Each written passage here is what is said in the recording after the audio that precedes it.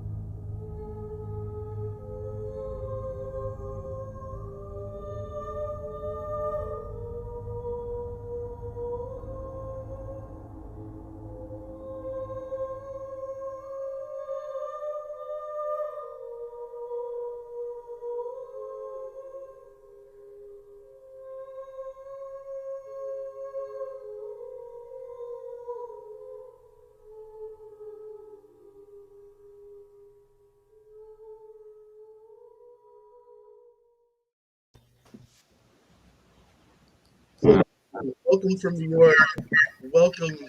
Welcome to night three. Everyone get their. I think I'm hearing some echoes. Maybe if our guests, I'll just mute the mics until everyone can get their headphones sorted out. But welcome to night three. Welcome to our friends and colleagues. So we have Eric and Kelly and Jason and Joy and Jennifer. Hi to everyone out there. I am your host. I'm Daniel Braum. I'm the author of the book Underworld Dreams. I'm here with Joshua Rex, David Surface, Brenda Tolian, and Pat Wehl. And we're going to introduce them fully and get to the discussion in just a second. First, a bit about the festival. This is the New York Ghost Story Festival. It's an annual event of ghost story readings and discussion that was founded last year with the intent of bringing together authors of the uncanny, strange, and fantastic from New York and around the world to celebrate and examine the ghost story in all its forms. You're watching on the YouTube channel Daniel Braum. Please subscribe if you'd like to stay in touch with the full festival. This year, the event is 5 nights. It is Tuesday, December 14th. This is night three. We're finishing it up this weekend, Friday, December 17th, and Saturday, December the 18th. You could come back and watch tonight if you can't watch it all on the channel, and you can watch the full festival and last year's festival on the channel as well. On to the introduction of tonight's guests. Welcome to the festival to Joshua Rex. He's an American author of speculative fiction and an MA history candidate at Bowling Green State University. He was born in Sandusky, Ohio, and grew up between the Midwest and New England. His debut horror collection, What's Coming for You, from Rotary Press, was released to critical praise in August 2020, and his novel, A Mighty Word, which is also from Rotary Press, was published in April of this year. New York Times bestseller, Thomas Lennon has called him the poet's novelist. And he lives in Ohio. I appeared on Joshua's podcast, The Night Parlor, this summer, and we had a conversation about my book, Underworld Dreams, as well as great dialogue about supernatural fiction, including the work of Robert Aikman, who we're going to talk about tonight. So welcome, Joshua. It's great to speak with you again. Thank you for being here. Thank you, Daniel. I'm glad to be here. Great to see you. Want to welcome back to the festival this year, David Surface, who is the author of Terrible Things. It is a collection of stories published by Black Shuck Books. Be talking about that book and showing it to you later on. His stories have appeared in Shadows and Tall Trees, Supernatural Tales, Night Script, Phantom Drift, and the 10th Black Book of Horror. And they've been anthologized in Darkest Minds from Dark Minds Press, Ghost Highways from Midnight Streets Press, The Twisted Book of Shadows, Crooked Houses, and Ellen Datlow's Best New Horror of the Year, Volume 13. A story co-authored with Julia Rust, Tall, Dark End, appears in the Swan River Press anthology, Uncertainties 3. A novel he co-authored with Julia Rust, Angel Falls, will be published by Haverhill House Productions, their YA imprint, in 2022. And you can visit him at davidsurface.net. So David and I have been doing events together for the past 5 years or so, starting with an event of Night Script 3 stories back at the now defunct Lovecraft Bar in New York City, a couple of Halloween readings, and of course the Ghost Story Festival. David did the credits that open and close the show. So welcome, David. It's always great to talk supernatural fiction with you. Welcome back to the festival. Thanks, Dan. It's great to be here with everybody. Great to see you. Great to see you. Next, welcome to Brenda Tolian. Brenda S. Tolian is a Southwestern Gothic horror writer, and her work has appeared in HauntedMTL.com, the anthology 101 Proof Horror, the Denver Horror Collective's anthology Consumed, Tales Inspired by the Wendigo, Twisted Pulp Magazine Issue 3, and the recently released Jewish Book of Horror, and also the forthcoming HWA Poetry Showcase Anthology 8 as a featured writer. And her forthcoming novel, which I think we're going to hear some of tonight, Blood Mountain, will be with Raw Dog Screaming Press coming out next year. And her website is brendatolian.com. Brenda, it's great to have you here. Welcome to the festival. Great to see you. Hi, thanks for having me on. It's nice day, ending to my day. It's it gets dark early, but the days are long, perfect for ghost stories. And speaking of ghost stories, last but not least, we have with us Pat Wehl, who we want to welcome back to the festival. Pat Wehl was born and raised in Brooklyn, New York. He is a Vietnam combat veteran and survivor of the 1968 Tet Offensive. He is a writer and film buff, and his work has been published in David Surface's, yes, that David Surface, his Veterans Writing Workshop. This is Pat's second year in the festival. Welcome back, Pat. It's great to have you here with us. Great to be here. Thank you. Talk with you, and we're going to hear you read. We're going to hear you read some great stuff tonight. So I'm looking forward to jumping right into it. I'm going to get right to the questions. My first guest is going to be Joshua Rex. We were talking on your podcast about supernatural fiction. We were talking about a term we were playing with, intentional ambiguity. And of course, Robert Aikman came up. He's always close to that. I asked you in preparing for the festival to take a look at, or at least for me, it's a second look at a short story by Robert Aikman called The Swords. Did you have a chance to check out that story? I did. I read it a couple hours ago, actually. I hadn't read that one yet. It's great when it's fresh. I couldn't resist. I started talking about it yesterday, or at the last event a couple of days ago. Feels like yesterday. Time is ghostly here. So The Swords is one of my favorite short stories, and Aikman and his approach about leaving things so intentionally ambiguous, whether he does that intentionally or not, it's just one of my favorites. And it's kind of with a laugh, or maybe not so much of a laugh, that I had reason to revisit the story. I learned about the story when I learned about Robert Aikman from the author Peter Straub at a panel.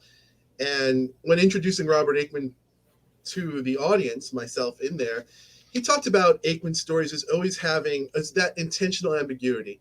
He talked about always a great coincidence, and he talked about the mundane aspects of the world being grounded. And that was how I approached The Swords. When you read The Swords, it has a big emotional punch to it, but just what is going on in that story. I know beforehand David was talking about, he didn't mention Aikman, but he was talking about, Joshua, that some of the stories in your collection are in that same mode. So for the longest time, I've just walked around saying, yeah, we're never going to know what Aikman meant.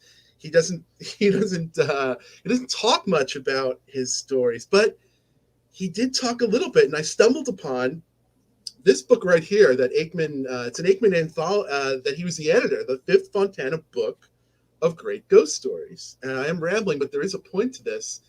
And in the introduction, apparently this is the fifth one that Aikman did. In the fourth one, Aikman did not include one of his stories. And in the fifth one, he writes back, "Oh, there was a cry, there was an outrage, so I've put one of my ghost stories in this book."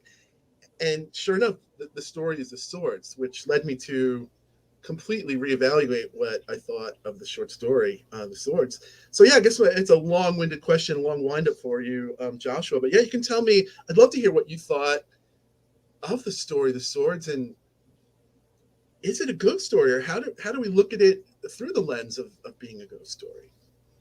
Well, I thought that the setup, some Aikman stories, I feel like the setup is a little long, and I felt like that with The Swords.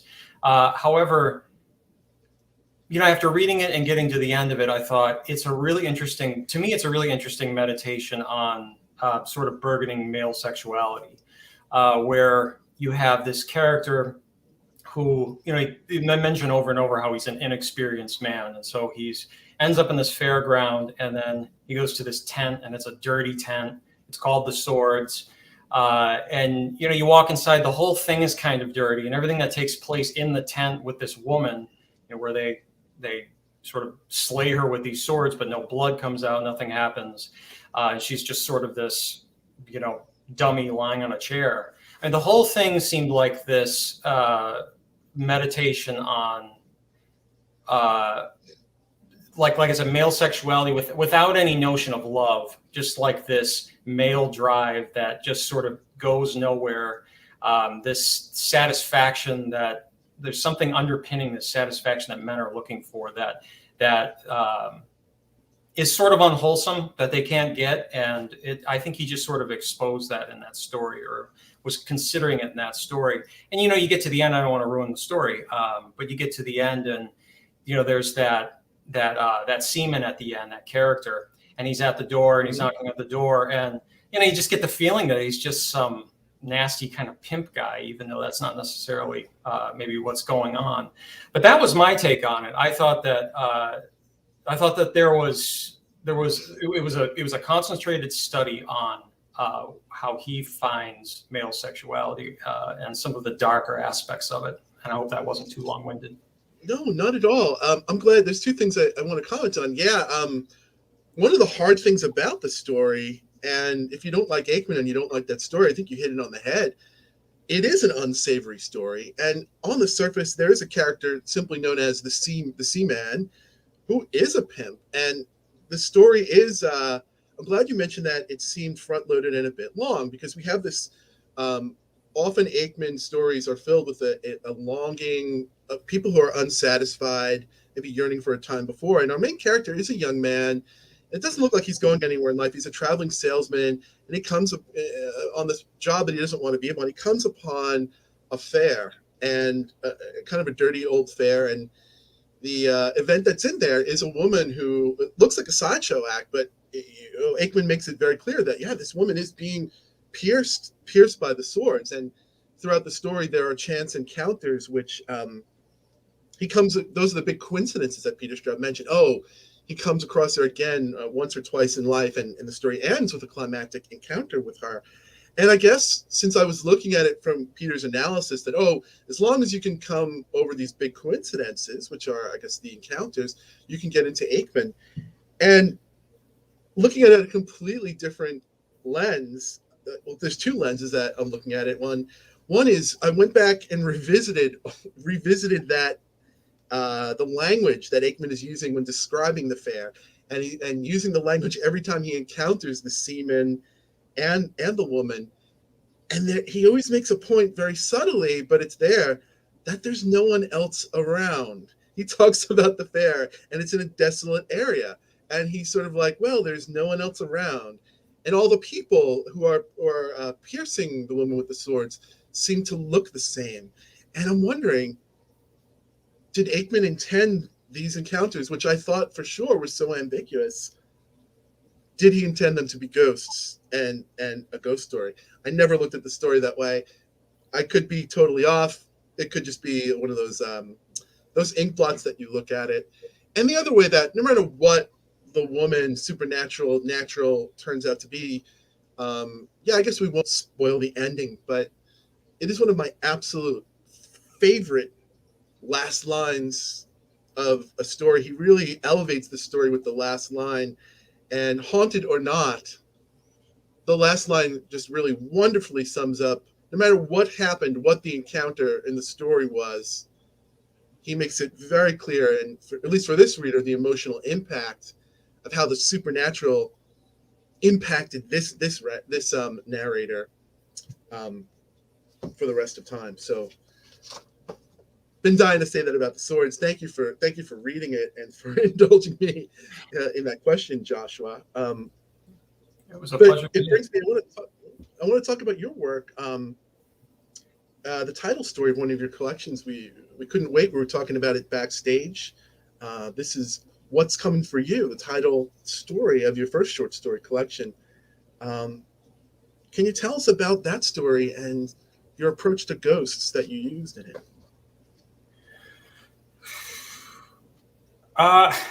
It's interesting that line, "What's coming for you," for some reason popped into my head one day. That I wanted to call a story, "Do you want to talk about what's coming for you?" And I had this idea about, sort of the cliched psychiatrist and patient having a discussion. And I didn't really know where it was going to go. I kind of had, these ideas for it that just didn't seem too interesting and didn't really get me to the keyboard, to the desk to write it. And then I saw this house. I was living in Providence at the time, and I saw this house that didn't have a street number. It's this Greek revival, probably from the 1830s. On one of these beautiful streets. Providence is loaded with these gorgeous federal period buildings. And it's this really old neighborhood up by Brown University. And anyway, I saw this house and no one ever seemed to be in there. And this light would show up, every night though, in this one room. And so my girlfriend and I would walk by it, and there's something about, you would walk past this house and it was sort of elevated, but you'd have to look through this sort of, how should I say? It's sort of walled off by stone, and then the lawn is sort of at eye level. So you got to kind of look through this little gap between the fence, this wrought iron fence, and this wall to kind of see into the house. So it's this really odd feeling that you're sort of like kind of half buried looking up at this place. And then when you walk past the entrance, there's this gate and it throws these really weird shadows over the entrance. And the front door just looks like a slab. And as you can see, I'm going to read this in a bit here. I use all that imagery in the story. And just that house and whatever was going on with it became sort of the theme around which the whole thing turned. And I still don't know what the story is with that house, but I kind of liked it in a way that I didn't know, because it's this really affluent area of Providence too. All these houses are occupied, they're vibrant, the city's full of life, as a lot of places in New England are. And this house is just sitting there with this light on at 8 p.m. every night. And otherwise it's this just massive place sitting in Providence rotting. So I started to think about, again, what is going on there? Why is that light coming on? Is there someone in there? Is there someone that remains in there in some way? And that was the impetus for it. Well, no Ghost Story Festival would be complete without a haunted house, but I think tonight we're going to be hearing about quite a few haunted houses. And with that, I'm going to turn it over to you to set up and read a bit of what's coming for you. Sure.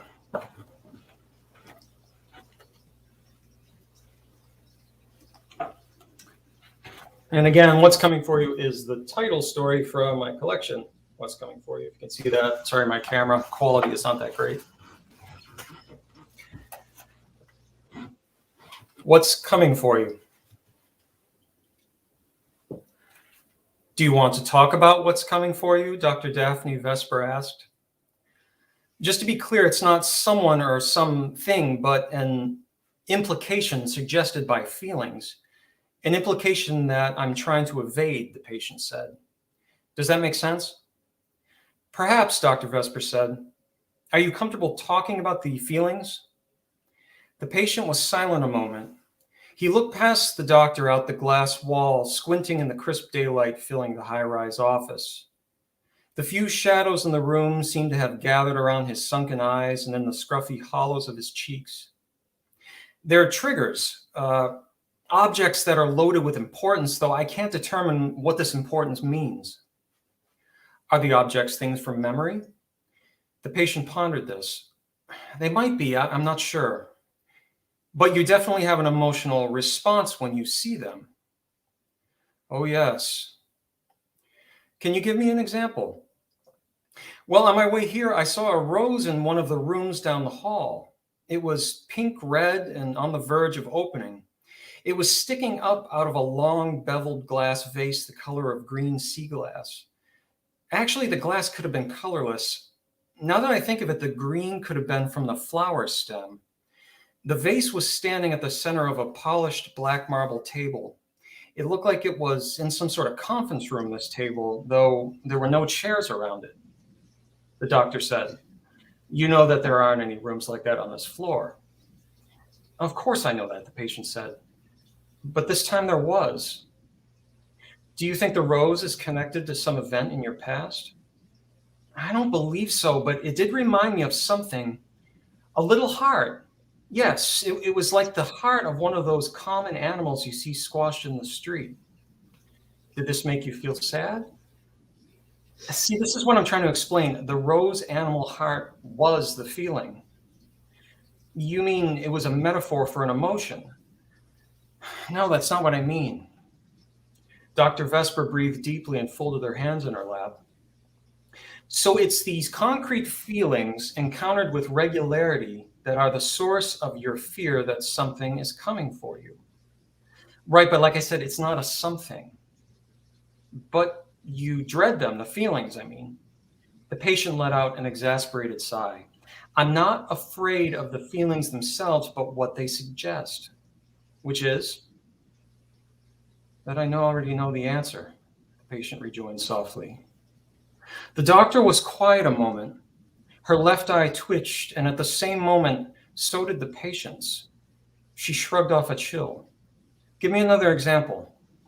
"Well, one time I was walking down one of those historic streets east of downtown when I noticed this big Greek revival house with a wraparound veranda.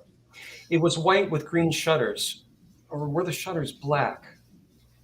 Yeah, I think they were black. Green-black. I guess I can't be sure because I saw the place at night. Anyway, the paint was peeling and yellowed, and there was no house number. The house, the whole property actually, sat elevated about 6 feet or so above the street and was walled by these great granite blocks faced with lime-streaked brick. Or maybe it was niter. A wrought iron fence ran atop the blocks. I remember the lawn was eye level when I looked through the gap between the bottom of the fence and the mossy top of the wall. The front gate was of arched iron bars. The shadows of the bars cast by the streetlight ran diagonal across the big stone steps that led to the pillared portico and the black slab door. There was a light on in one of the downstairs front rooms. I couldn't see much within, only eggshell walls and half of a plaster ceiling rose. There was also a black surface, a fireplace mantel, I think, just visible on the far left wall. The whole scene inside and out was like a monolith, wordless, And those gate shadows across the steps, something about it all reminded me of a tomb. Yeah, that's it. It was like a tomb standing right there amongst all the normal houses. The patient was frowning, his eyes moving along the floor. He seemed to be nearing some crucial revelation, and so the doctor remained silent. So one afternoon, I was at a cafe, and when I reached in my pocket for my wallet, I felt a key. It was one of those old skeleton keys. I knew it belonged to that house. So I decided to go there and try it in the front door, but when I got there, the house was gone. Gone, Dr. Vesper repeated. Yep, just an empty, sloping lot. How do you know that the key was for that house? Because it was one of those feelings. Oh, I forgot to add that even though I couldn't see the house, I knew that it was still there. Explain. You know how in memory you can sensorially observe a person, place, or thing that no longer exists? Yes. It's like that. In my mind, I can still experience, I can still feel the key, the house, the rose, though I cannot physically touch them. And those feelings are trying to tell me that something is coming for me, something I do not want to know. Dr. Vesper was looking past the patient through the glass walls opposite, considering how it was a false barrier, permeable yet solid. I think there might be a parallel between the two paradigms you described. In both instances, there is a fixation on something that is vital, that is the light and the rose. And the doctor broke off as she glanced at the patient, who had become semi-transparent. Mr. Crossman, is everything all right? The patient raised his eyebrows. Yes, why do you ask? Never mind. Dr. Vesper made a sound like she was clearing her throat. I'm sorry, you were saying? Actually, you were saying something about parallels. Ah, yes. The doctor closed her eyes and pressed them with her fingers while she spoke. I believe that these images, or feelings as you call them, are cognates to subconscious memories that you are afraid of consciously recalling, because they will reveal the truth about something that you are not prepared to accept. The truth, therefore, is what you fear is coming for you. After a long time with no reply, Daphne Vesper opened her eyes and gasped. The patient was gone. She got up, started toward the door, then turned back and touched the chair where he had been sitting. The fabric was cold. She went out into the hall. Everything was the same. No out-of-place doors or windows, and certainly no conference room with a flower on the table. She didn't know where the patient had gone, but she was glad that he had. He'd spooked her. He had been like one of those bad feelings he described. When she reached her office door, she paused and touched it, reassuring herself of its there-ness before opening it. Beyond the threshold, the walls were eggshell white. The space was filled with a sort of antique glow, though no fixture hung from the plaster ceiling ornament. At the end of the narrow chamber, on the black mantel of a sealed fireplace, stood a desiccated, partly opened rose in a clear vase. The glass had taken on the color of the rust-colored stem, like dried blood. The longer she looked at the flower, the less Daphne Vesper was sure whether it was a rose or the shriveled heart of some small common animal. Thank you for that reading. Seems to just be a zeitgeist of houses and haunted houses and disappearing houses in the festival.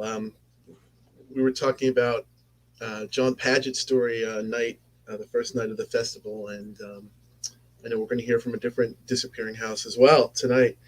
Thank you for that reading. Another thing that we've been quite intentionally talking about the entire festival is ghost stories by women. One that you mentioned is a story called Waiting for the Light by Alison Littlewood. Could you tell us a bit about that story and why that one is a standout ghost story for you? Alison's one of my favorite contemporary authors writing in any genre. I think she's just fantastic. That story in particular really struck me because I was sort of living a similar kind of thing that was going on in that story. It's about a man who has a job at one of those rest areas, one of those restaurants that sort of, or I should say travel plazas that sort of arcs over a highway. And so you have two parking lots that are connected by this bridge sort of apparatus thing. And the protagonist works in a fast food restaurant in this travel plaza. And so he continuously is kind of talking about how this is sort of a nowhere place that he is. And he's sort of in a nowhere place in his life, or sort of a between place, I guess you could say, is probably more apt. And he has to shut the lights off in this bridge area every night. And so one night he goes to shut them off, and he sees this figure sort of looking down into the traffic that's passing beneath. And, you know, of course, it scares the hell out of him. Well, he talks to another coworker later on about it. And, you know, the coworker mentions how, you know, he's seen her too, but it's like he doesn't really want to talk about her. And again, you know, without giving the whole story away, I thought the most powerful part was that parallel that she drew with this ghost sort of being trapped in between this thing. There's a notion in the story that she might be the ghost of a woman that was killed in the parking lot while she was crossing the parking lot. And so she's just sort of trapped in this place. And so she shows up, like I said, just staring at this traffic. And so it parallels so well with the protagonist, where he's trying to find his way and he's kind of in this in-between place. And so he has sort of this, relationship with her in a way where he wants to see her. It's almost like some sort of indication that there's someone maybe going on this journey with him. And so, there's times where he leaves and he goes on the highway and he's always looking back up at that bridge to see if he can see her. And I just thought it was such a subtle, powerful story that is such a fantastic example of Allison's work and the power of ghost stories, the power of phantom can have that isn't necessarily haunting someone, as it were. Yeah, I'm a fan of her work as well. And I love that notion, how ghost stories of the supernatural can poignantly say something about humanity, say something about us, that liminal space, both quite literally and then also metaphorically or, psychologically, a nowhere being in between. I thought it was well said the way you said that. And just the way you described it. I haven't read that particular story, but it also just how ghost stories work with place, not only the haunted house, how there is something about place. A place, one of the most, that's not really a haunted house story, but no ghost story festival would be complete without mentioning one of the most famous ghost stories and a favorite one, A Christmas Carol. Last year we did a whole episode on A Christmas Carol, and you and I are going to use the rest of our time talking about a very different kind of ghost story, but I can't resist asking you, telling us perhaps what is it that you love about A Christmas Carol, maybe one of your favorite passages or resonances from that classic story.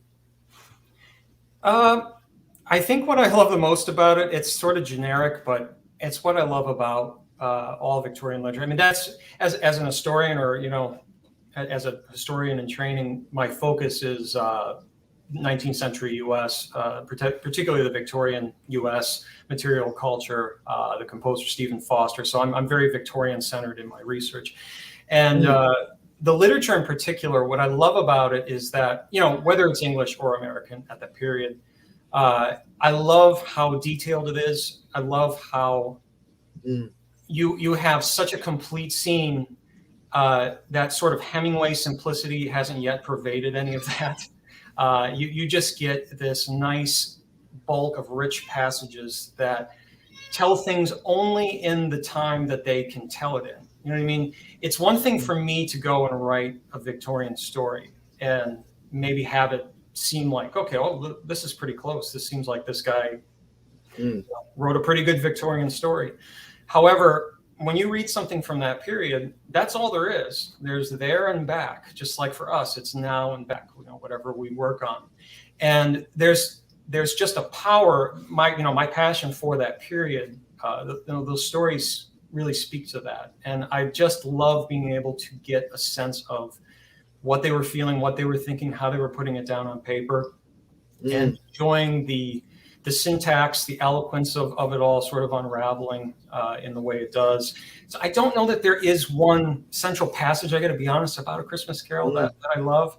I love that it's detailed yet short, which is sort of uncharacteristic with Dickens. And it's just a classic tale altogether, with haunting, but with hope. Yeah, well, it was great to hear. I didn't. It was a wonderful and unexpected answer. It was great to see you seeing that story through the lens of a historian in training, and that I didn't. We forget, or sometimes I forget. That this isn't a Victorian style piece. This is a Victorian piece through the eyes of a man living in that time, and that's a completely different thing that all fiction does for us. It is time travel. It is as close as we're going to get these firsthand accounts. Time travel's a good way of putting it. Yeah. But Yeah, I could and I just like you. I just love it. I could talk about it all night. I'm going to be very disciplined and move on to the next story that we're going to talk about. In fact, it's from a very different time period, very different part of the world. This is the folktale of La Llorona was something that came up with several of us across nights and in our discussions. And yeah, before we talk about it, we're going to turn it over to you to read from, set up and read from the folktale of La Llorona. Okay. Well, this is from, it's called Yayarona of the Moon. And it's from this book by Alfred Avila called Mexican Ghost Tales of the Southwest. And this whole book, it talks about different folk tales from the Southwest, from Mexico. And one of the themes of it doesn't just collect them, it talks about the importance of preserving these myths, of preserving these stories as part of the cultural heritage. In fact, the last story talks, it's sort of a lesson in what happens when you let go of these stories. But this Yayarona of the Moon is sort of a spin, well, I shouldn't say a spin, maybe it's an extension on the tale of Yayarona, which for anybody that doesn't know, essentially it's about a woman that she has 3 children. She doesn't really want to take care of her children. She wants to go out and kind of party. She's kind of tired of having them around, dragging her down, her lifestyle. So she drowns them in a river. And then the spirits curse her when she dies to search for their bones in this river for eternity. And so she's sort of wandering around by the river and wailing and wailing. And, why do these stories exist? Well, one of the reasons you could see is that you can see parents just telling their children, stay away from the river because Yayarona will get you, as a way of saying, stay out of the river, we don't want you to drown. But this is, like I said, an extension of that, and it's specifically about Yayarona of the Moon. I don't know if you can see this image, but it's pretty scary. Sorry, I'm sort of bad at this. You see the Yayarona there with her claws, and she's going toward Michaela, who is the little girl in the story. So I'm going to read about 5 minutes from this. This isn't the complete tale, but it's picking out sort of the salient passages that moves along and gives you an idea of what it is. Yayarona of the Moon. It was a quiet night with a full moon gliding across a glittering star-studded sky. A warm wind was blowing. Michaela was awake, sitting up on her bed and looking at the stars. They seemed to her like shiny gems suspended from strings in the sky. She did not feel like sleeping because of an argument she had had with her mother about cleaning the ashes out of the wood-burning adobe stove. Bad girls are punished for being disrespectful to their parents and their elders, said her mother. Michaela laughed. I don't care, and I don't believe in your Indian gods. They're only idols that don't move or speak. I'm not afraid of old foolishness. Her mother looked at her in alarm, tears in her eyes. She told her daughter, the gods of your ancestors will never forgive you for desecrating their images with vile words. Nothing was said when Michaela sat down on the mat to eat with her mother. She was ashamed of the things she had said earlier that day. She felt the steady gaze of the Indian idols from their niche on the far wall. Her mother had lit a candle at their feet. The flickering light made the idols look like they were moving and pointing at her. She felt a shiver of fear run down her spine. After eating their meager meal, her mother went to the doorway and waited for Uncle Edmundo to arrive. He came once a week on horseback, leading a burro loaded with sacks of beans and corn. That was the only way Michaela and her mother survived in the desert. That evening, after putting the sacks on the kitchen floor, Edmundo got ready to leave. Be careful going home, his sister told him. It's a full moon. It's the night of the Yayarona of the Moon. It was a local superstition that on the first night of the full moon, the wailing woman was allowed to escape her bonds from the rivers and go gather all the evil souls that she could find, like thieves, murderers, bad children, and other types of horrible people. She carried her harvest down deep into the inner core of the earth where eternal fires burned and the unfortunate were placed in the flaming pits to await their gruesome fate. There, the ancient Indian gods, angered because they had been forgotten, would sacrifice the foolish mortals as in the days of old. Thus the gods would be satisfied, and the sun would continue to rise over the land. Michaela thought of her mother's words, "Bad girls are punished." Those words made her uneasy. As she sat in the dark corner of the room, her tired mother was sleeping soundlessly in the other room. She could hear her labored breathing. Then Michaela saw it. In the eerie triangle that the moonlight cast on the adobe block floor, a mist was forming. A tall, thin woman materialized, pointing her finger at Michaela. Michaela was frozen with fright, unable to scream. Tears welled in her eyes. "You, young child, are a very bad girl," whispered Yayarona. "You have caused the ancient Indian gods of your ancestors to demand an end to your vile ways. You have no respect for your mother or your elders. You do not respect the gods who gave you life. Therefore, it is their decree that this night you are cursed to go with me and forfeit the life given to you. Step into the moonlight where I can see you. I cannot see you in the shadows." Michaela could hardly speak, but in a small, squeaky voice she screeched, "No, I do not want to go with you." The face of the Yayarona became twisted with rage. "I'll take you with me," she said. But as she reached to grab Michaela, her bony clawed hands dissolved in the darkness. Yayarona of the moon had no power in the shadows, only in the moonlight. Yayarona moved as close as she could within the moonlight, very close to the trembling Michaela. "You better give me your hand, girl. I only have to wait for the moonlight to reach your corner, and then you will be mine. So why are you being a bad girl? Come, give me your hand," Yayarona said, her sharp teeth sparkling in the moonlight. Michaela flattened herself against the wall. She could not scream to her mother. She had lost her voice. She hoped that the moonlight that was now inching toward her feet would not touch any part of her body. Yayarona of the moon moved closer and closer as the moon, moving across the sky, slowly ate up the safety of the shadows. The woman's beady eyes reminded Michaela of a deadly rattlesnake before it struck and bit the desert mice.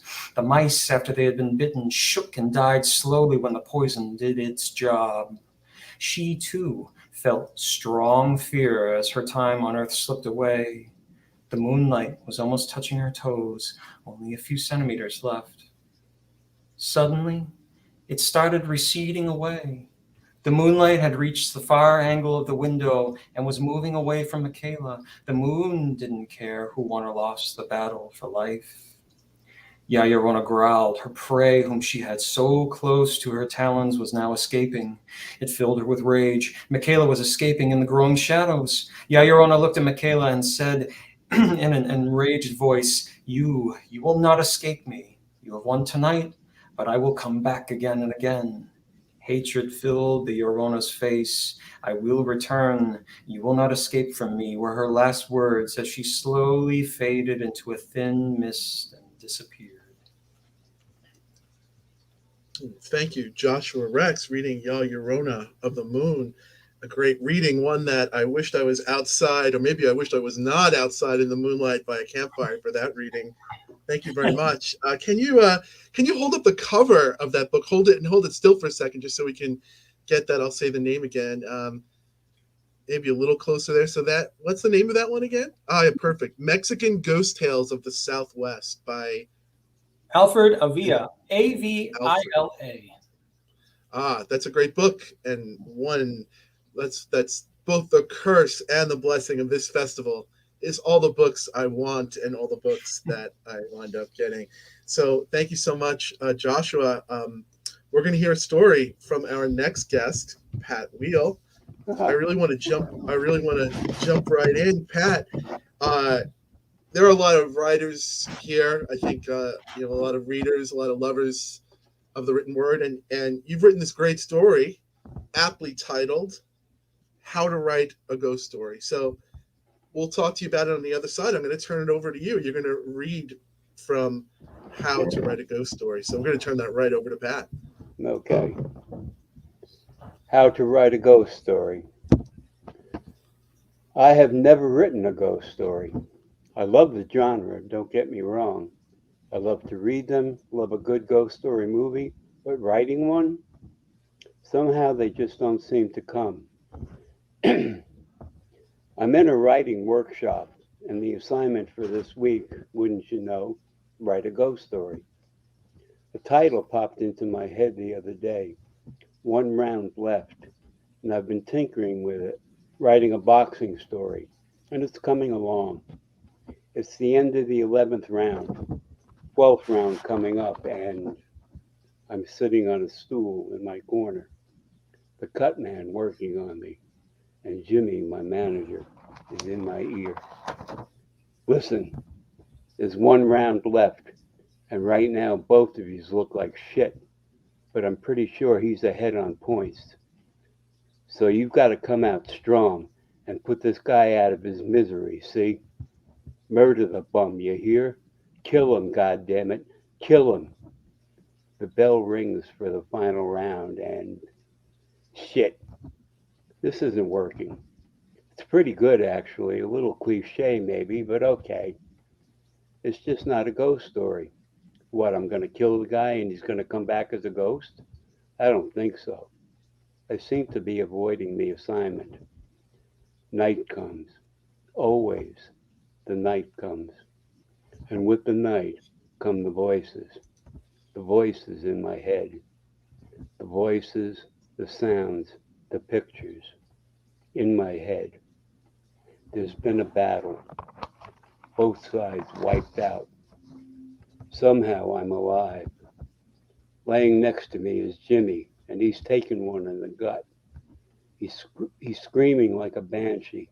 It hurts. Oh, mother, it hurts so goddamn bad. Make it stop. Make it stop. I wish I could make it stop. The constant screaming is driving me crazy. There's no food, very little water, and no morphine, no radio. And I've got one round left. One stinking round. I keep listening for the sound of a chopper, but no one comes. Make it stop. Oh, Lord, make it stop. And I scream back, shut up. Shut the fuck up. There's a voice in my head. Listen, it says, wherever these guys came from, more will come. Soon. You've got to get out of here. The good guys ain't coming, and Jimmy ain't going nowhere. So you've got to be strong and put Jimmy out of his misery, see? You've got to kill him. I've got one round left, and I may need it. So I find a rock, a big rock. I look down at Jimmy. Christ, he's just a boy. Kill him, goddammit. And the rock comes down again and again and again. God forgive me. I see that face night after night, forever in my dreams. Jimmy comes back to see me night after night, forever in my dreams. But what comes back? It ain't Jimmy. 8 a.m. Another restless night. I know I've had a really bad dream, but for the life of me, I can't remember what it was. Coffee. I need lots of coffee, and I need to write a ghost story. I've never written one before, and somehow they just don't seem to come. For some reason, I just don't know how to write a ghost story. I turned David Surface's mic on there. Thank you so much for that reading, Pat. Thank you. The first thing I want to mention, I know there's, there may or may not be a meta aspect to that story. I can't help but associate your voice with the voice of the narrator, at least only to the degree when I hear the narrator say, I don't know how to write a ghost story. The first thing I think of is, I don't believe you, because that's what helps the story. I mean, there's a lot to say about that story, but the first and the second thing. The first thing is I do not believe you because that's one hell of a story, and the second thing is coffee, more coffee. I bet those two things are true there. I did turn David's mic on because yeah, I'm really tempted to talk about. Tell us a bit about that story, Pat, and I know you're a student of David Surface, who we have here tonight. Yes, I am. I consider him a friend and a mentor. Shucks. And obviously, well, maybe not obviously, but the in the story I mentioned the writers workshop. That's David Surface's Veterans Writing Workshop, and that actually did happen. That I forget, a few weeks ago, whatever. One of the assignments was write a ghost story, and I'd never written one before, and I just never was able to. Anytime I ever thought about writing a ghost story, it always seemed to me it was going to be cliche. It's been done before. And the writing process, the actual writing process was very similar to the writing process in the story. I came up with a title, How to Write a Ghost Story. Didn't know what to do with it. And I have, I've said this today before, I guess to say it nicely, I have a muse. To put it another way is like I have voices in my head. I remember a T-shirt. Actually, I got the T-shirt, and it's very true. Is that I know the voices in my head aren't real, but boy, they come up with some great ideas. And sometimes it really does happen that it's a result of sleepless nights. I'll come up with a title, and then I'll go to bed, at night, and instead of going to sleep, it's in my head thinking about what am I going to write, and sometimes the story just starts writing itself while I'm trying to sleep. And Pat, it sounds like that's a story that those voices in your head led you.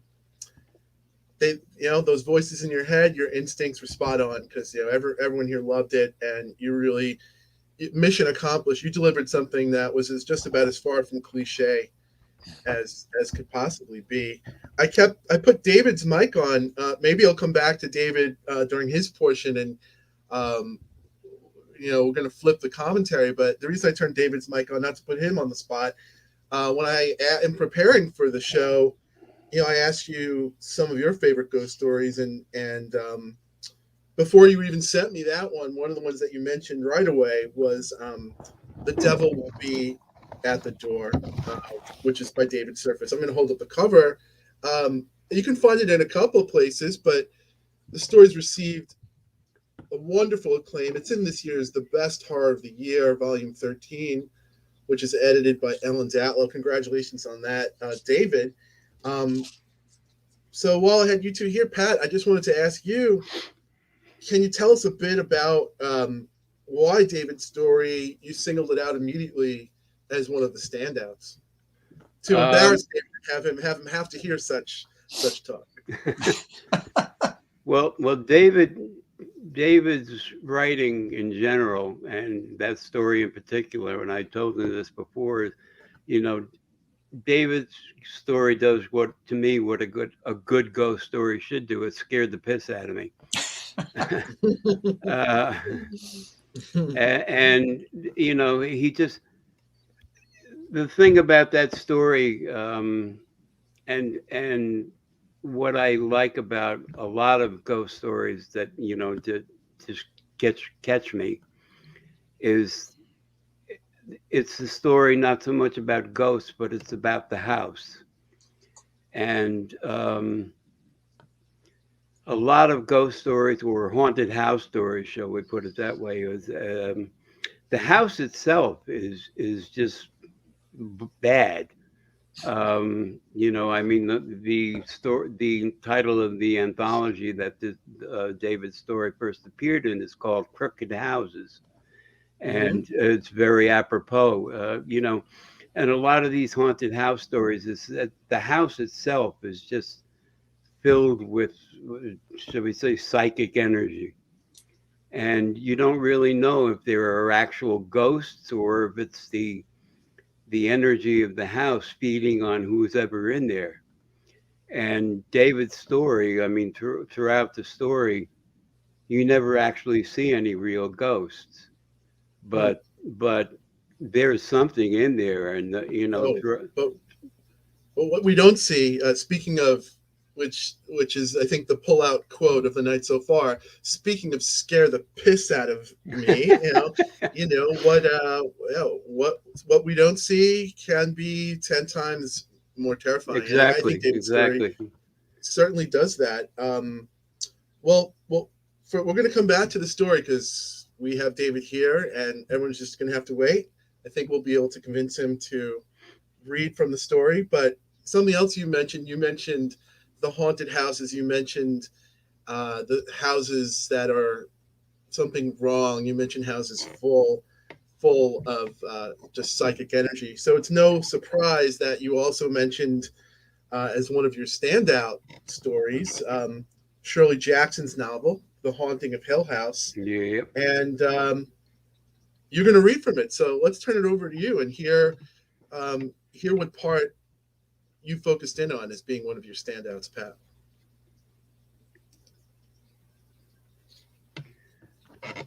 Well, excuse me.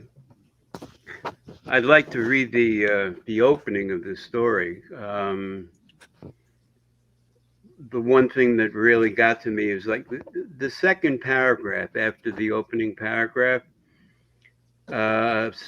starts off like what most writers would probably start writing. In fact, there's a story by Richard Matheson called Hell House, and starts exactly like the second paragraph of Shirley Jackson's novel starts, introducing the professor of parapsychology who's responsible for bringing everybody else into the house.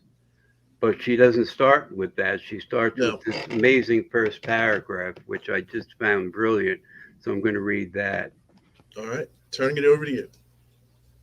No live organism can continue for long to exist sanely under conditions of absolute reality. Even larks and katydids are supposed by some to dream. Hill House, not sane, stood by itself against its hills, holding darkness within. It had stood so for 80 years and might stand for 80 more. Within, walls continued upright, bricks met neatly, floors were firm, and doors were sensibly shut. Silence lay steadily against the wood and stone of Hill House, and whatever walked there walked alone.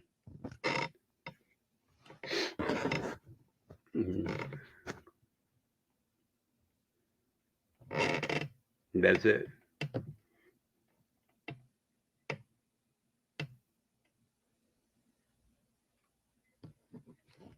Hello.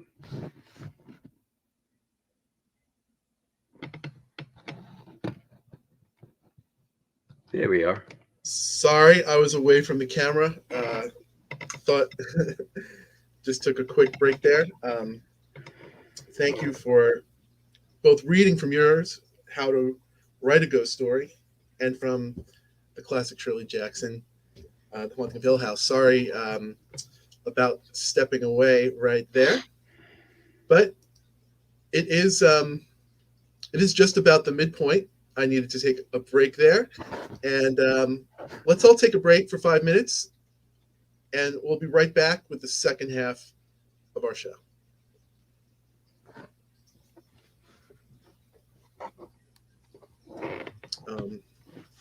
Yep. Feel free to step away from the camera if you need to.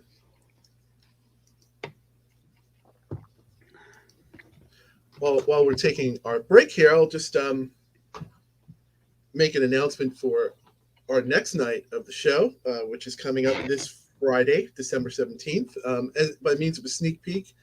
One of our guests, who I think is here tonight, Eric Kennard. One of the books we're going to be talking about is Professor Charlatan Bardot's travel anthology to the most fictional haunted buildings in the weird, wild world. I've got a copy of it here. Eric's going to be with us, and I think we're going to hear a bit from this book coming up on Friday. Also coming up on Friday is Kevin Lucia. Kevin Lucia is an author and editor, and his most recent editorial work is Liminal Spaces, which is full of a lot of ghost stories. So we'll be hearing of those two. Pat, thank you so much for reading from the Shirley Jackson and from reading from your story, How to Write a Ghost Story. How are you feeling about the story? You're gonna put a line under it and write the end, or are you gonna revise it more? I think it's absolutely fantastic the way it is. Where are you at with it? Yeah, I think, like I said, when I sent it to you for a first draft, I think it comes out pretty well as it is. I might mess with it, most of these stories, I'll write it and say, hey, it's pretty good the way it is, but then I'll say, like, maybe I could add something to it, and I wind up doing so, or not. We'll see.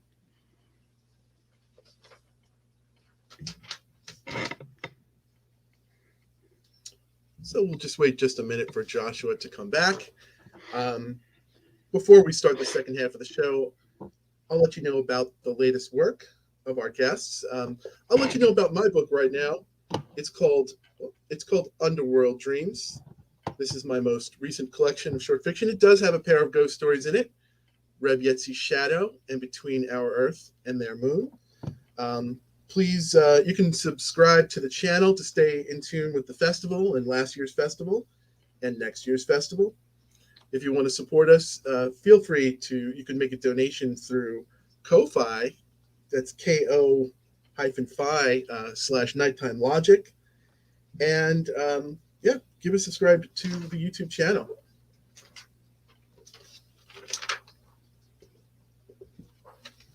We'll be back in just a minute for the second half of the show. Here's Joshua now. So this is the second half of night 3 of the New York Ghost Story Festival. Come back, like I said, on Friday the 17th, and we're going to wrap it up on Saturday the 18th. We've got great guests tonight and both those nights. Before we dive in, I want to mention the most recent work of our guests, Joshua Rex's short fiction collection, The Descent and Other Strange Stories. Maybe you have that with us, Josh. You could hold that up, or it's available now from Weird House Press at weirdhousepress.com. Pat Wehl's writing can be found with the Veterans Writing Workshop, and that's an organization run by David Surface. Brenda Tolian's who we're going to hear from the second half of the show, her forthcoming novel, Blood Mountain, is with Raw Dog Screaming Press. Watch for that coming at you in 2022.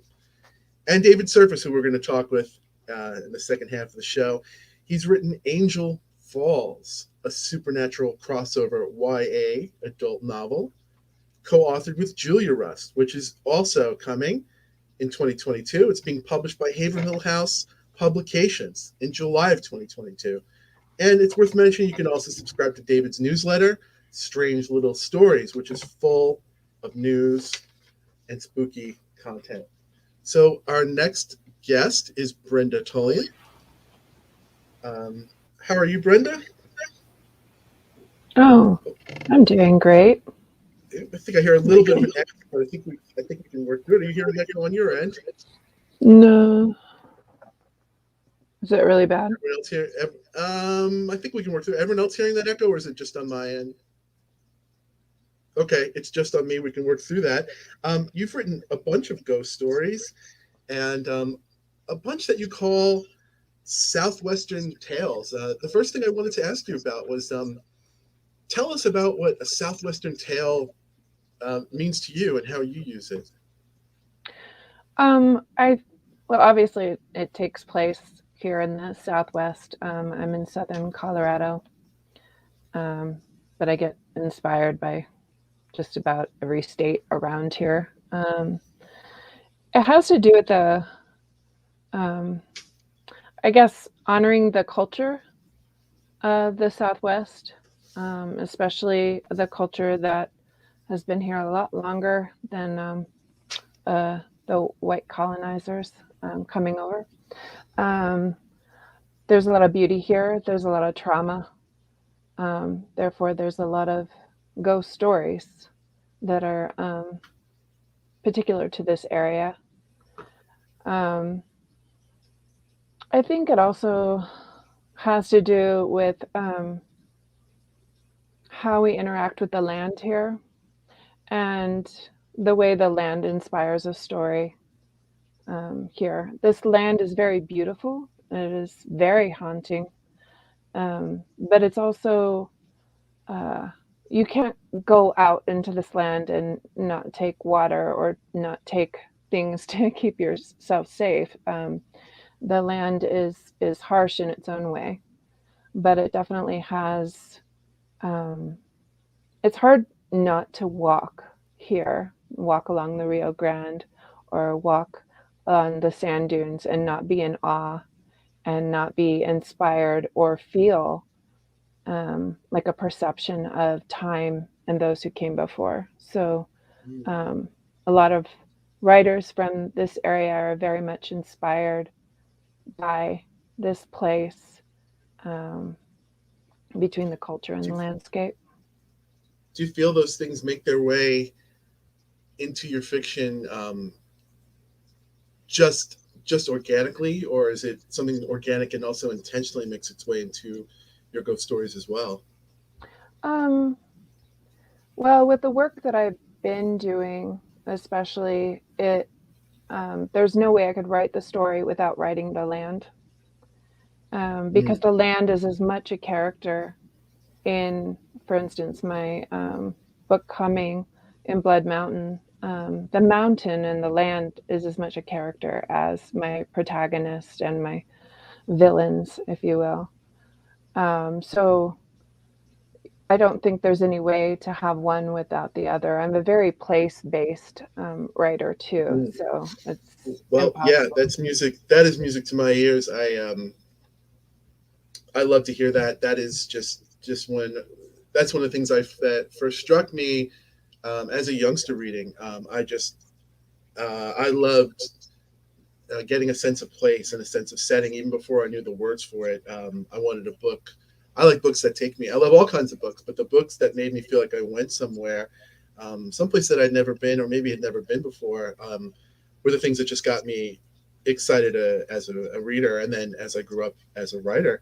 So I'd love to hear from some of it. You're gonna read a bit from Blood Mountain. I'll turn it over to you. You can introduce it and give us a little bit of that. Okay. Let me flip this over a little bit. So I'm going to read a little bit from Slaughter Lodge, as in Slaughter Lodge.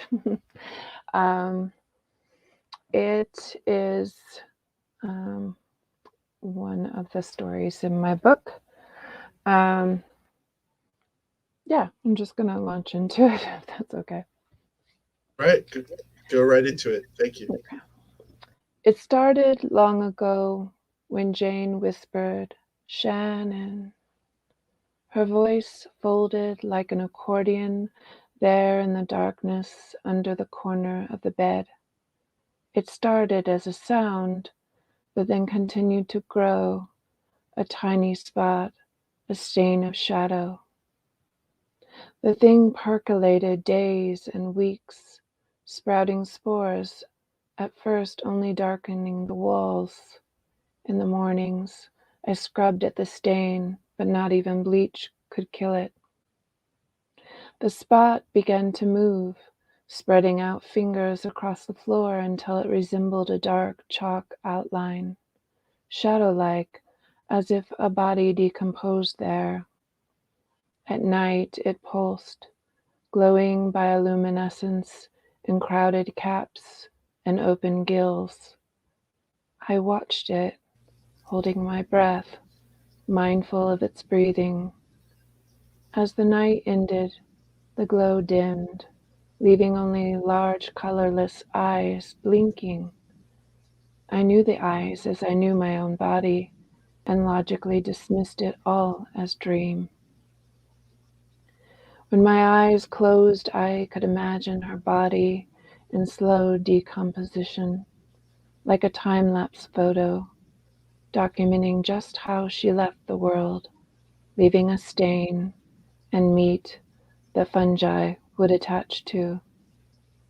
My beautiful Jane was buried far away in the mountains, below the place I called the Slaughter Lodge. Only her finger found, presented, and dismissed. The case was closed. The white plastic Jesus who had killed her walked. That was a lifetime ago. 15 years I hunted him, seeking the silence of the ghosts within and without. I prepared. My focus developed into an obsession of a bloodhound. Jason, his name back then, got off with time served and probation, disappearing into the desert. He avoided prison, where it would have been easier to track him, kill him. Jane's finger bone, the only traceable connection, was deemed not usable for conviction. I never touched it, just viewing it as a broken piano key at the bottom of a plastic bag, waved around by the defense attorney, my mouth full of small animal noises that I choked on like hot rocks. The scratching started again in the corner, faint at first. The fungi swirled there on the floor, taking on the shape of a toad, and then stretched into the slope of Jane's hips, her breast, long glowing arms raising, the fingers curling, her muted voice whispering. I pulled myself to the end of the bed, still clutching her pillow, peering into the inky dark, my eyes trying to focus, believing and not believing. "Shannon," she said, her voice like a question. "Jane?" I asked, choking, afraid of the answer. "Hurt, ripped," she whispered. Then she screamed, the volume building until I hid my head under the pillow, both hands holding in firm over my ears. I had no doubt that she was gone, though the officials could not say for sure.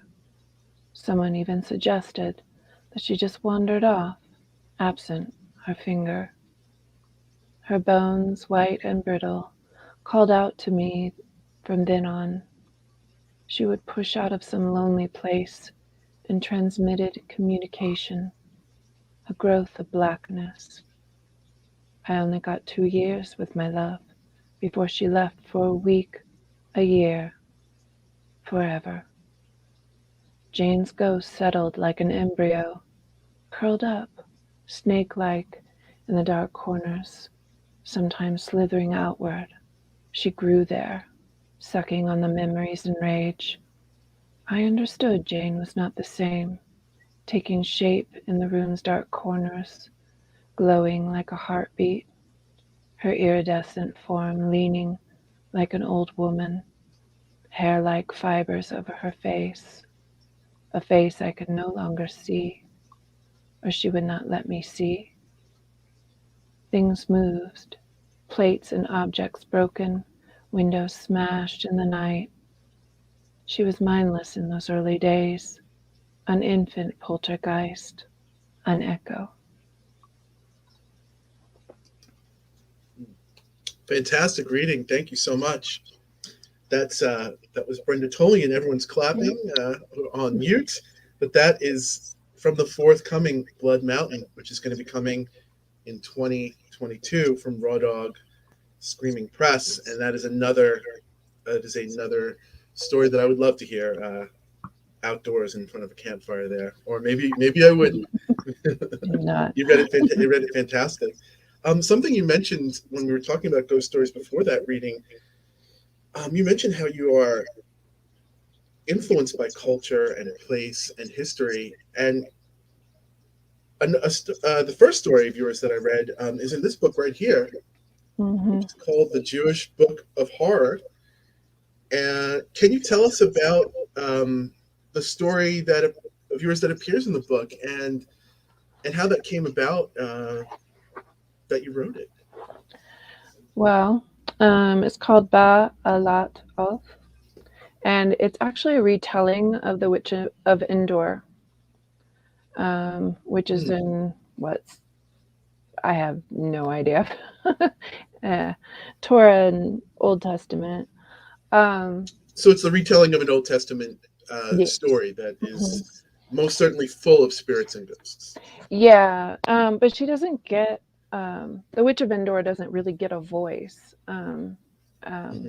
As we often see, women are silenced within stories, especially the farther back you go. And so her story is always, I've always wanted to know her story, because she was powerful enough to be silenced, powerful enough for a king to visit, and powerful enough to bring forth Samuel from the dead, to speak to Saul. And, she had probably promises she wouldn't be put to death or anything like that, but there had to be a lot of fear in that. But she also had great power. And, that whole story plays on the anxieties of mortality and sin and past selves, so we can haunt ourselves in a way. And Saul is doing that, looking back on decisions and stuff that he had made, and that's before his sons, and King David's beloved friend Jonathan, who's Saul's son, was killed, and his death was terrible. That's one of the great things about the diversity of people working today. We can't go back. We can't literally go back in time, but it's great that we're getting more voices out there, stories contemporaneously. But another wonderful thing that we have is we have writers who, we can sense those places of the voices that were silenced, especially the way fairy tales and the Old Testament and older stories, you can tell where the silenced characters were. You can tell where the silenced women were.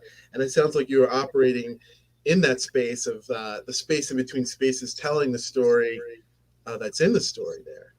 Yeah, it was really inspired. I love Angela Carter's writing. Oh yeah.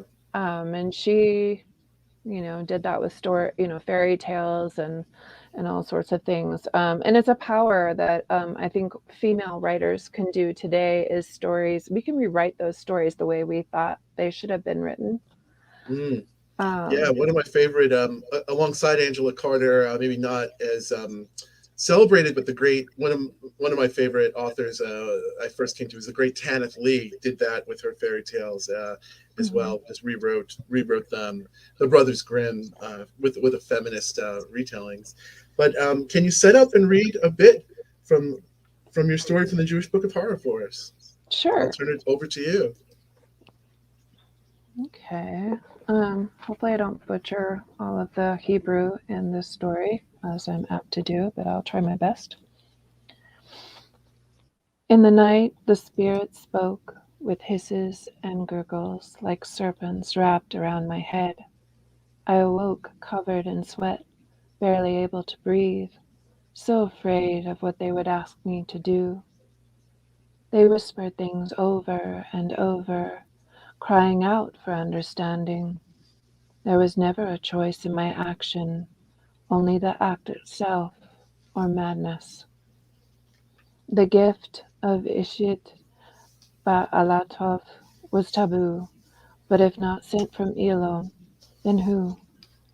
What other power could overtake a child in such a way? My grandmother said it was the power of Eshadera, the Lady of the Serpent. She told me this, forbidding me from saying the name out loud. Women were killed for less, and for us, death came slow, behind brick or below the soil. We were not magicians or conjurers, but unwitting neomancers, with an ancient connection to the dead. They came pressing into our dreams at night, with leathery bodies and wet tongues, speaking terrible truths mixed with lies. Through learning and practice, we understood discernment, but this took many years. Sometimes the spirits of the dead kept us plunged deep in Sheol, neglecting our physical bodies.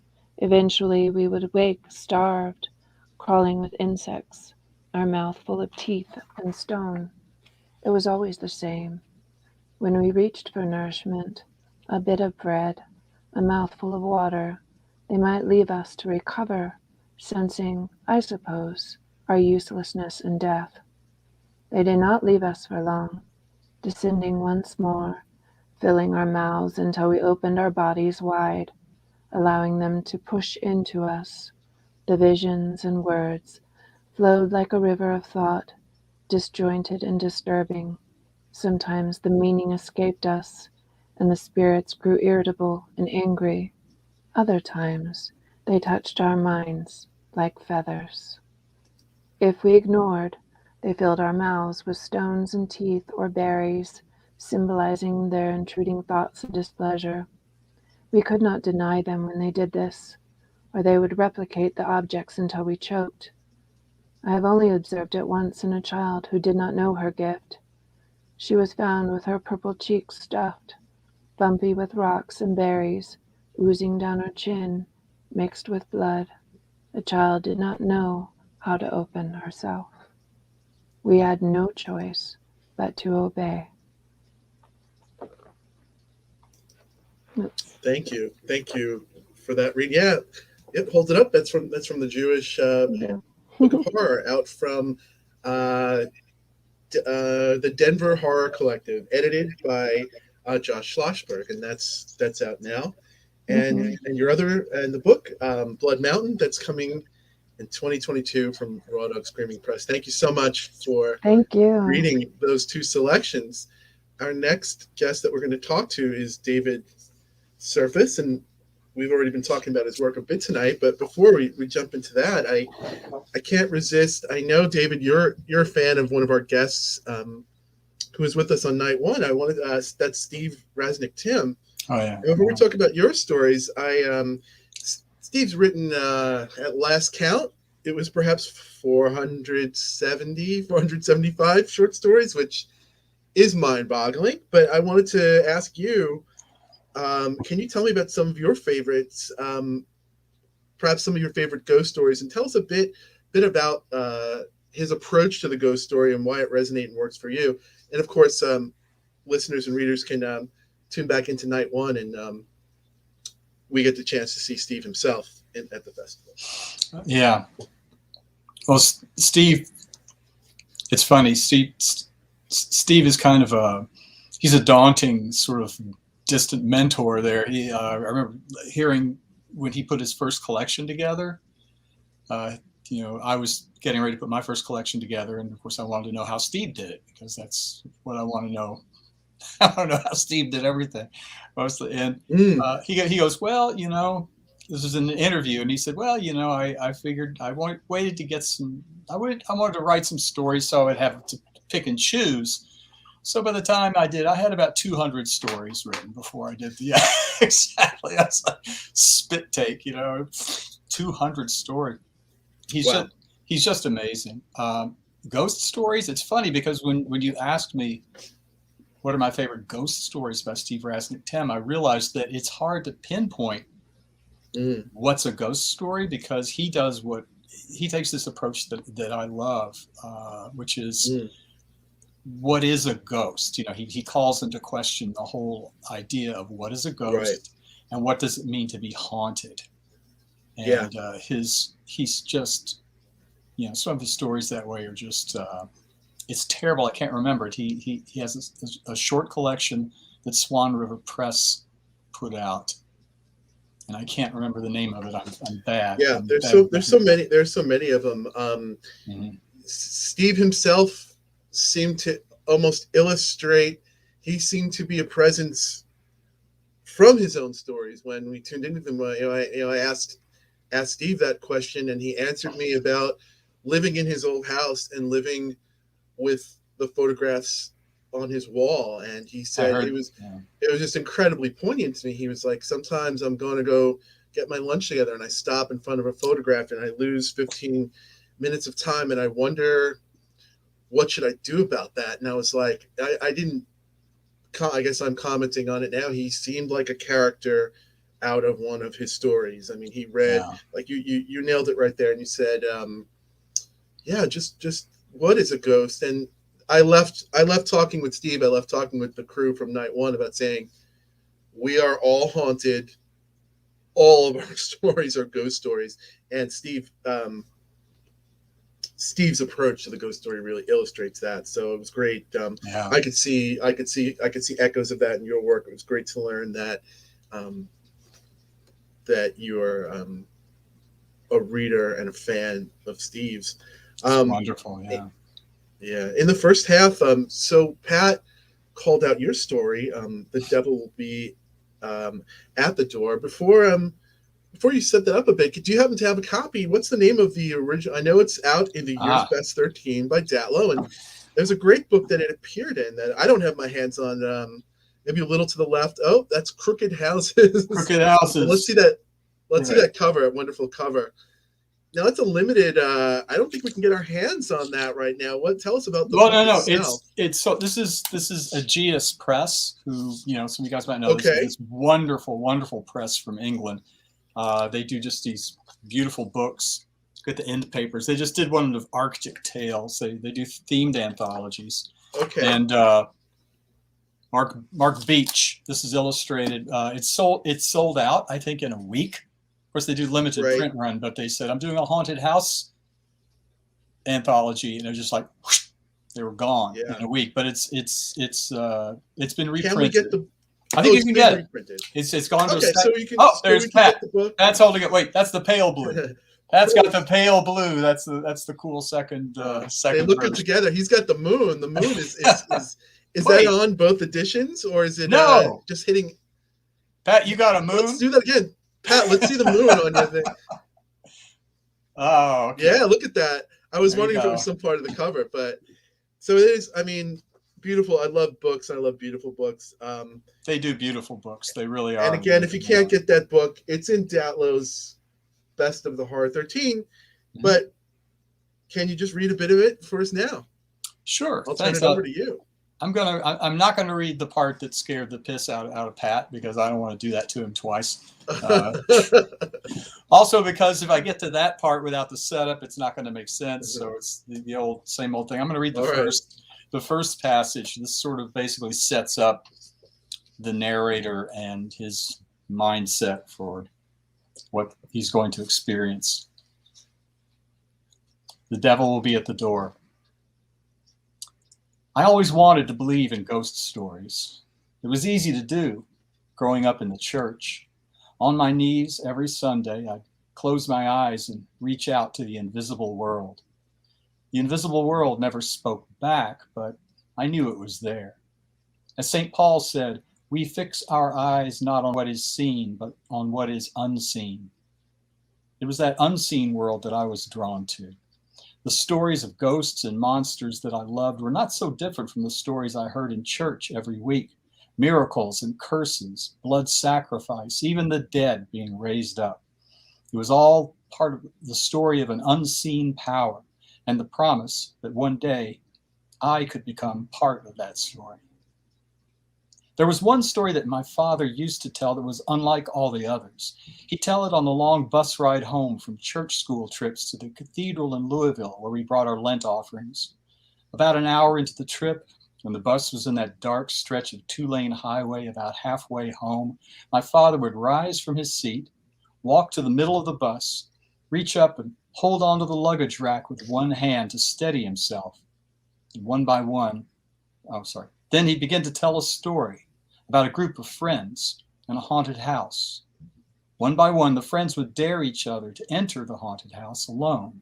Then the others would go in and find their friend butchered, each time in more explicitly horrible ways. It was, quite simply, the most violent, gory story I'd ever heard. He told the same story every year, and we all came to expect it, with an excitement mixed with dread and nausea. At the end of the story, all the friends are butchered like sheep, except for the last one, who knows that he too is doomed. I know I have to go back there. There's something there. It's waiting for me. Every time my father would end the story with a loud shout that always made us jump and scream, even though we knew it was coming. My father never explained how the house came to be haunted, or who or what was doing the killing, or why anyone would keep returning to that house knowing what was waiting for them there. That was not the point of the story. The point was the cold wave of raw nerve horror and dread that rose up and rushed through that dark bus, taking all of us with it. Listening to his warm, familiar voice turn hard and cold as an ice pick, it was hard to believe the man telling this story was the same man who stood in the pulpit and talked about Easter morning and God's forgiveness. It seemed like someone or something else had taken his place. About a year before my father retired, he stopped telling this story. A boy from our church had gone crazy and killed 4 other kids in an abandoned house they'd broken into. The details were so horrible that the police and district attorney tried to keep them out of the news, but they leaked out anyway. Rumors of young bodies hacked into pieces and strewn in every room, floors awash with blood. It was horrible and horribly familiar.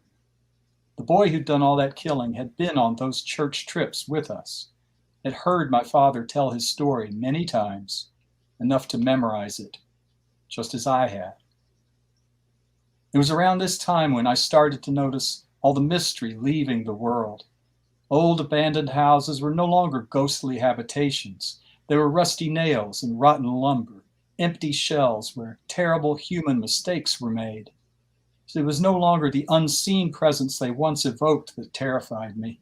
It was the absence of any such presence, the complete void of anything felt or unseen. I think I spent some time in mourning for the unseen world, for that sense of something beyond what the eye can see.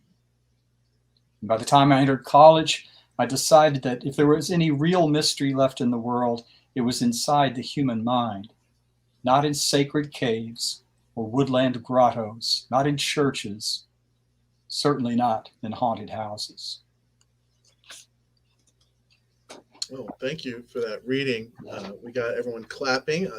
The mute I'm just not nimble enough to turn everything on and off, so you get to hear the benefit of that. But yeah, that's one of the things I love about your work, David, and what I like. I love all ghost stories, and I love haunted house stories, and I love stories. Right, I love the standard scares or the standard position, but I also love it when you have a story that looks like it's going to be the familiar, but it turns the trope. It does something new for the trope, or it takes you to an unexpected place. And your story delivers everything that you'd want, and it's satisfying for a ghost story and a haunted house story. Yet it's totally new and something. It has your own unique spin on it. So hats off to that. I'm really excited to see the acclaim that the story's got. I'm glad to hear you read from it. I wanted to ask you what, going back to that first position, what is it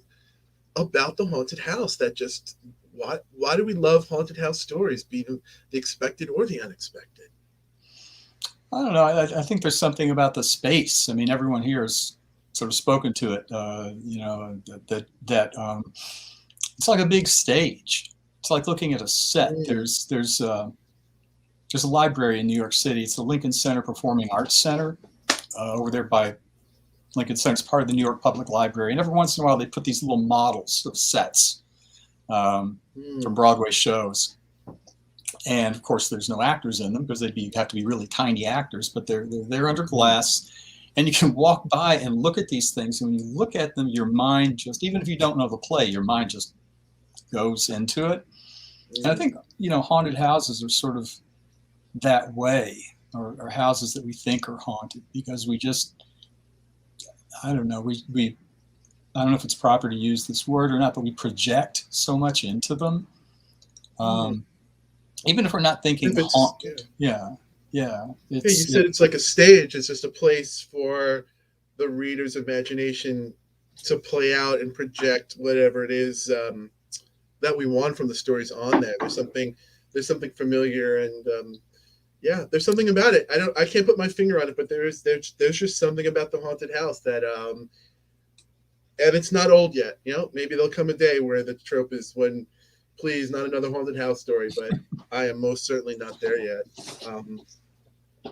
Speaking of the unfamiliar, at least to us, being New Yorkers, being USANs, you at the last minute, we're not going to read from it, but I just wanted to slip it in to make sure we got a chance to talk about it. One of the things we're talking about a lot this festival, and we're really going to dive into it on Friday, are the non-USA, the non-UK ghost stories. As much as we love them, you came up with one. I believe it's called Wheels, and I believe it's a poem, and it's her name, Takako Arai. Is that the name of it? I believe Takako Arai, I think. Arai, thank you. I'm not exactly sure, but I think Arai is yeah. But it was one that is a last minute bit of research. And tell me what really excited you about this one that you came across. It's just so damn good. I mean, she's a poet.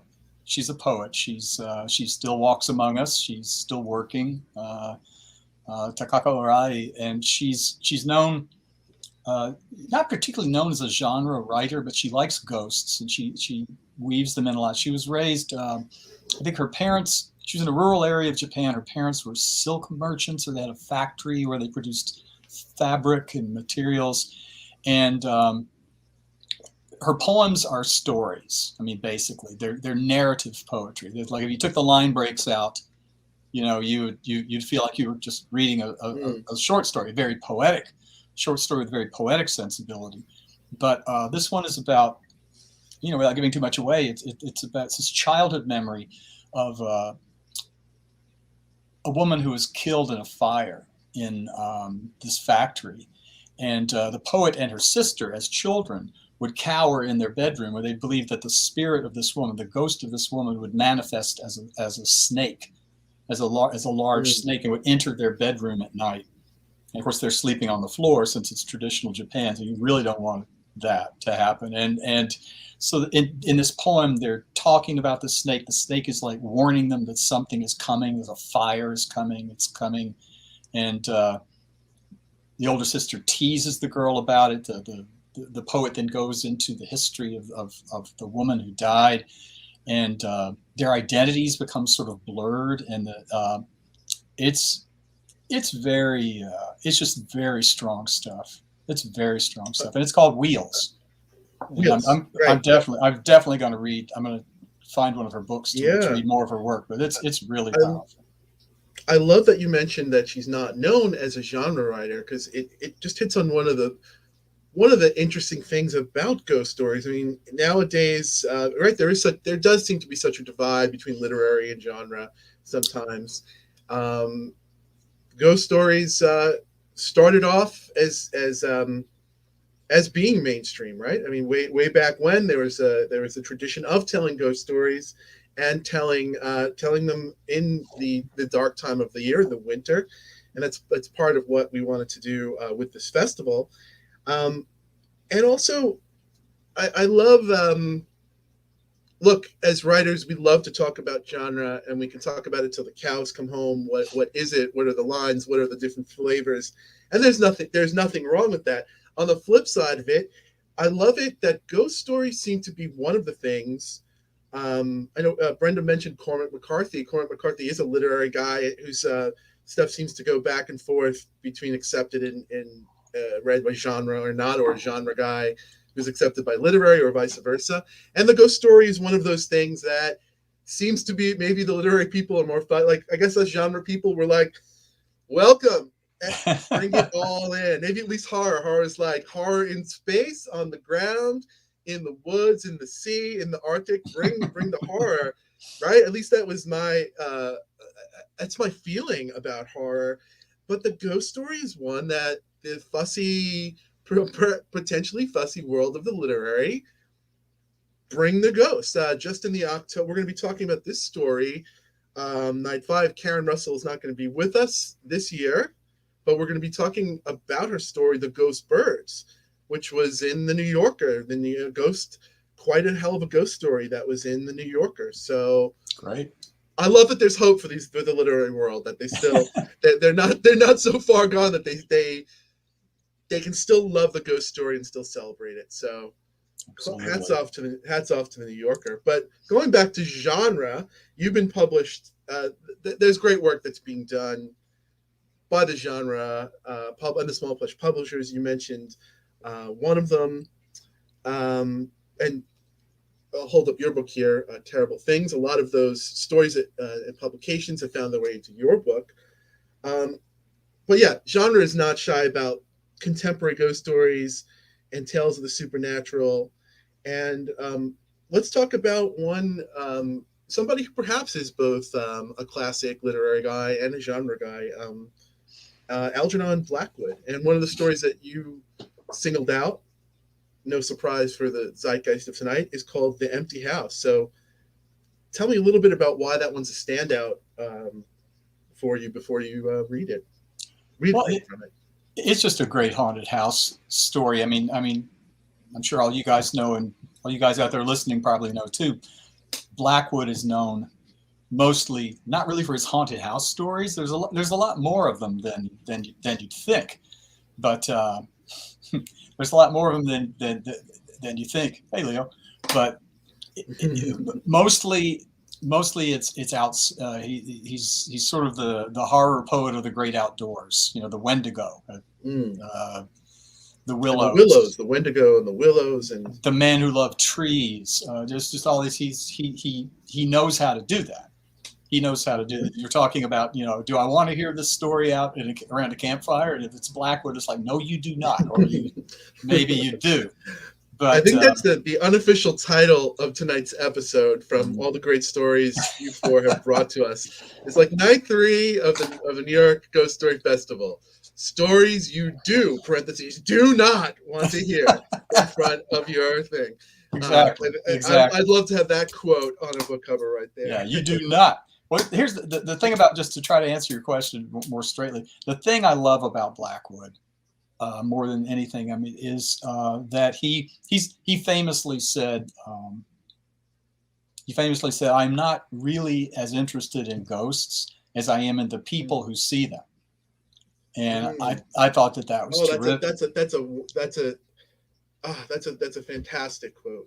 It is fantastic. And the thing that I love about him is that he goes, it's not so much the apparitions that he conjures, although they're great, but he goes inside, like, what's it like to confront these things, or what's it like to walk into a situation where, in this case, what's it like to walk into a haunted house? Is that he really explored fear.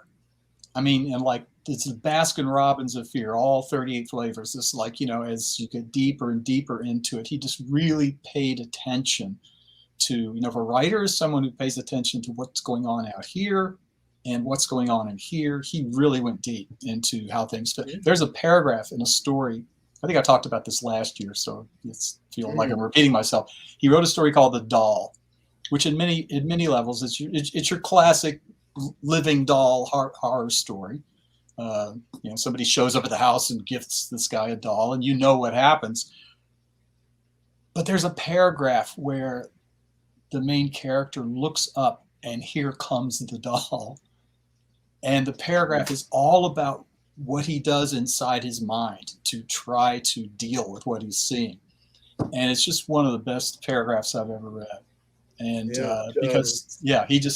he was very good. That's why I like this story, because he pays a lot of attention to Yeah. you know, Before we what the jump into characters it, just something you said made me think back to Joshua mentioning how he was looking at Dickens from with a historian's eyes, and it seems like, yeah, how great is it to look at Blackwood as well with that in mind, for better or for worse. I mean, Blackwood does give us some great depictions, really unique, and perhaps even as the grandfather or of the lineage that a lot of us write in. But I use that word grandfather very specifically. It is giving us glimpses. Both the Willows and the Wendigo, they do give us glimpses, and yeah, some of them aren't pretty. Right? Some of them may want to make us come back and read read some Tanith Lee or Angela Carter for sure. So it's one of the great things, for better or for worse, telling us about people that ghost stories can do. And so The Empty House is not one of his outdoor stories. It brings it to the house. So without further ado, let's turn it over to you to hear from Blackwood himself. Okay. Just brief setup. The main character here is a guy named Shorthouse, which is sort of a alias for Blackwood himself, who did love to go in and investigate haunted houses. So Shorthouse and his aunt have decided that they're going to go investigate this house in the neighborhood. Slowly they walked along the empty streets of the town. The bright autumn moon silvered the roofs, casting deep shadows. There was no breath of wind, and the trees in the formal gardens by the seafront watched them silently as they passed along. To his aunt's occasional remarks, Shorthouse made no reply, realizing that she was simply surrounding herself with mental buffers, saying ordinary things to prevent herself thinking of extraordinary things. Few windows showed lights, and from scarcely a single chimney came smoke or sparks. Shorthouse had already begun to notice everything, even the smallest details. Presently they stopped at the street corner and looked up at the name on the side of the house, full in the moonlight, and with one accord, but without remark, turned into the square and crossed over to the side of it that lay in shadow. It was about halfway up the square that Shorthouse felt an arm slipped quietly but significantly into his own, and he knew then that their adventure had begun in earnest, and that his companion was already yielding imperceptibly to the influences against them. She needed support. A few minutes later they stopped before a tall, narrow house that rose before them into the night, ugly in shape, painted a dingy white. Shutterless windows, without blinds, stared down upon them, shining here and there in the moonlight. But beyond this generally forlorn appearance of an unoccupied house, there was nothing at first sight to single out this particular mansion for the evil character it had most certainly acquired.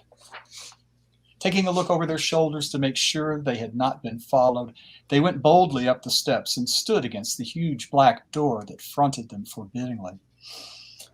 But the first wave of nervousness was now upon them, and Shorthouse fumbled a long time with the key before he could fit it into the lock at all. For a moment, if truth were told, they both hoped it would not open, for they were prey to various unpleasant emotions as they stood there on the threshold of their ghostly adventure. Shorthouse, shuffling with the key and hampered by the steady weight on his arms, certainly felt the solemnity of the moment. It was as if the whole world, for all experience, seemed at that instant concentrated in his own consciousness, were listening to the grating noise of that key. A stray puff of wind, wandering down the empty street, woke a momentary rustling in the trees behind them, but otherwise this rattling of the key was the only sound audible. And at last it turned in the lock, and the heavy door swung open and revealed a yawning gulf of darkness beyond. They were standing in a wide hallway. On their left was the open door of a spacious dining room, and in front the hall ran, ever narrowing, into a long dark passage that led, apparently, to the top of the kitchen stairs. The broad, uncarpeted staircase rose in a sweep before them, everywhere draped in shadows, except for a single spot, about halfway up, where the moonlight came in through the window and fell on a bright patch on the boards. This shaft of light shed a faint radiance above and below it, lending to the objects within its reach a misty outline that was infinitely more suggestive and ghostly than complete darkness. As Shorthouse peered into the well of darkness and through the countless empty rooms and passages in the upper part of the old house, he caught himself longing for the safety of the moonlit square or the cozy bright drawing room they had left an hour before. Then, realizing that those thoughts were dangerous, he thrust them away and summoned all his energy for concentration on the present. Here, a pitch-black tunnel opened before them into the lower regions, and it must be confessed they hesitated, but only for a minute.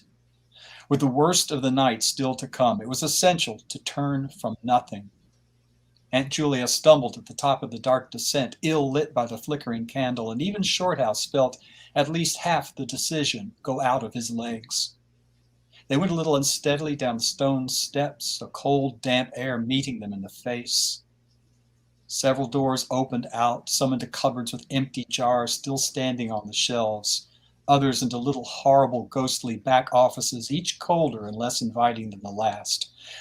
Leaving the main kitchen, they next went toward the scullery. The door was standing ajar, and as they pushed it open to its full extent, Aunt Julia uttered a piercing scream, which she instantly tried to stifle by placing her hand over her mouth. For a second, Shorthouse stood stock still, catching his breath. He felt as if his spine had suddenly become hollow, and someone had filled it with particles of ice. Facing them, directly in their way, between the doorposts, stood the figure of a woman. She had disheveled hair, wildly staring eyes, and her face was terrified, white as death. She stood there motionless for the space of a single second. Then the candle flickered. She was gone utterly, and the door framed nothing but empty darkness.